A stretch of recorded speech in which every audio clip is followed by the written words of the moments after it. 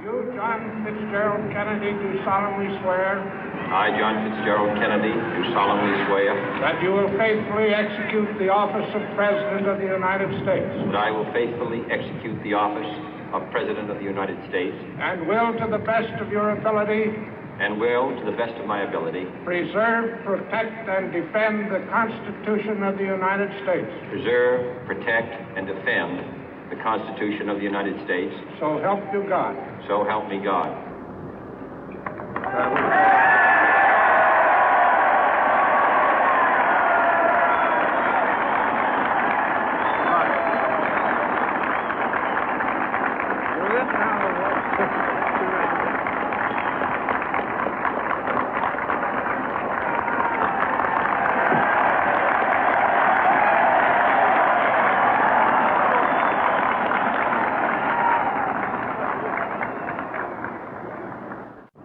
Vice President Johnson, Mr. Speaker, Mr. Chief Justice, President Eisenhower, Vice President Nixon, President Truman, Reverend clergy, fellow citizens. We observe today not a victory of party, but a celebration of freedom, symbolizing an end as well as a beginning, signifying renewal as well as change. For I have sworn before you and Almighty God the same solemn oath our forebears prescribed nearly a century and 3/4 ago. The world is very different now, for man holds in his mortal hands the power to abolish all forms of human poverty and all forms of human life. And yet the same revolutionary beliefs for which our forebears fought are still at issue around the globe. The belief that the rights of man come not from the generosity of the state, but from the hand of God. We dare not forget today that we are the heirs of that first revolution. Let the word go forth from this time and place to friend and foe alike that the torch has been passed to a new generation of Americans born in this century, tempered by war, disciplined by a hard and bitter peace, proud of our ancient heritage, and unwilling to witness or permit the slow undoing of those human rights to which this nation has always been committed and to which we are committed today at home and around the world.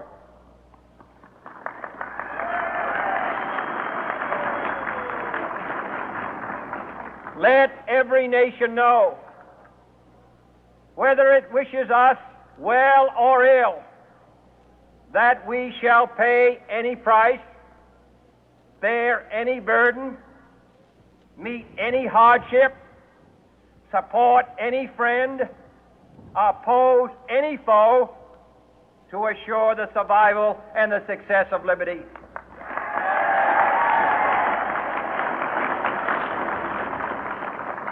This much we pledge and more.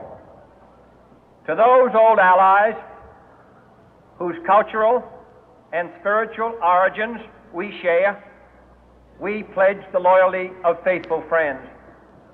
United, there is little we cannot do in a host of cooperative ventures.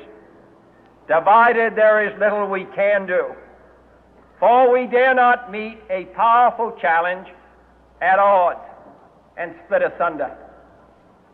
To those new states whom we welcome to the ranks of the free, we pledge our word that one form of colonial control shall not have passed away, merely to be replaced by a far more iron tyranny.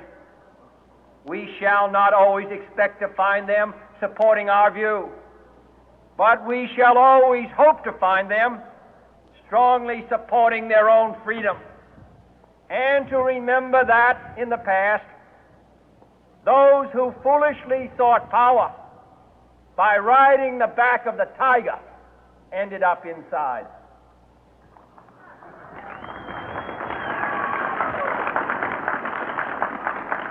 To those people in the huts and villages of half the globe struggling to break the bonds of mass misery, we pledge our best efforts to help them help themselves for whatever period is required, not because the communists may be doing it, not because we seek their votes, but because it is right.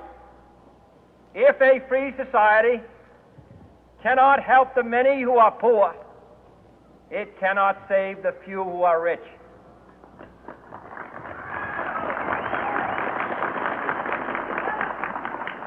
To our sister republics south of our border, we offer a special pledge to convert our good words into good deeds, in a new alliance for progress, to assist free men and free governments in casting off the chains of poverty.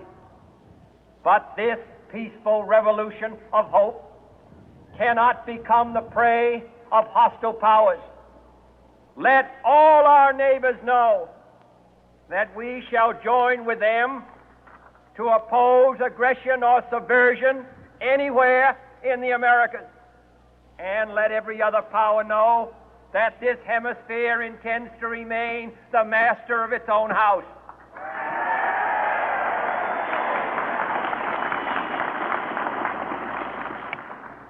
To that World Assembly of Sovereign States, the United Nations, our last best hope, in an age where the instruments of war have far outpaced the instruments of peace, we renew our pledge of support to prevent it from becoming merely a forum for invective, to strengthen its shield of the new and the weak, and to enlarge the area in which its writ may run. Finally, to those nations who would make themselves our adversary, we offer not a pledge, but a request that both sides begin anew the quest for peace. Before the dark powers of destruction, unleashed by science, engulf all humanity in planned or accidental self-destruction, we dare not tempt them with weakness, for only when our arms are sufficient beyond doubt can we be certain beyond doubt that they will never be employed. But neither can two great and powerful groups of nations take comfort from our present course, both sides overburdened by the cost of modern weapons, both rightly alarmed by the steady spread of the deadly atom, yet both racing to alter that uncertain balance of terror that stays the hand of mankind's final war. So let us begin anew, remembering on both sides that civility is not a sign of weakness, and sincerity is always subject to proof. Let us never negotiate out of fear, but let us never fear to negotiate.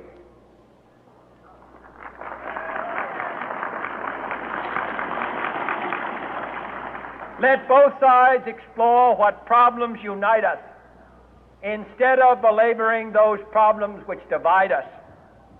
Let both sides, for the first time, formulate serious and precise proposals for the inspection and control of arms, and bring the absolute power to destroy other nations under the absolute control of all nations.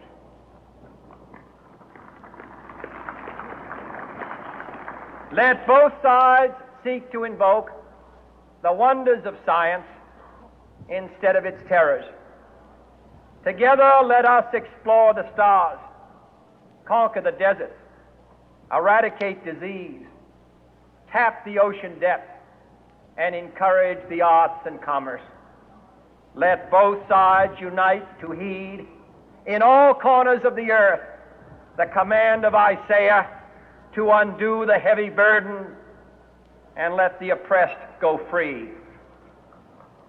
And if a beachhead of cooperation may push back the jungle of suspicion, let both sides join in creating a new endeavor, not a new balance of power, but a new world of law, where the strong are just and the weak secure and the peace preserved. All this will not be finished in the first 100 days, nor will it be finished in the first 1,000 days, nor in the life of this administration, nor even perhaps in our lifetime on this planet. But let us begin.